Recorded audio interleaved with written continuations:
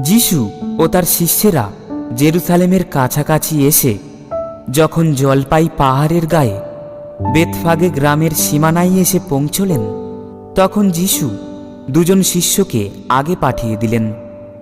তিনি তাদের বললেন, তোমরা সামনের ওই গ্রামটিতে যাও, গিয়েই দেখতে পাবে সামনে বাঁধা রয়েছে একটি গাধা, তার সঙ্গে রয়েছে তার বাচ্চাটি।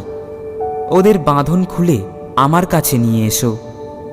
আর কেউ যদি তোমাদের কিছু বলে তাহলে বলো, প্রভুর যে ওদের দরকার আছে, তাহলেই সে তক্ষুনি ও দুটিকে তোমাদের হাতে ছেড়ে দেবে। এমনটি ঘটল যাতে সত্য হয় প্রবক্তার মুখে উচ্চারিত এই ঐশবাণী। সিয়ন কন্যাকে বলো, ওই দেখো, তোমার কাছে আসছেন তোমার রাজা, কত নম্র কোমল প্রাণ তিনি, বসে আছেন তিনি একটি গাধারই পিঠে, ভারবাহী একটি পশুর বাচ্চারই পিঠে। শিষ্যেরা তখন গিয়ে যিশুর নির্দেশ মতোই কাজ করলেন।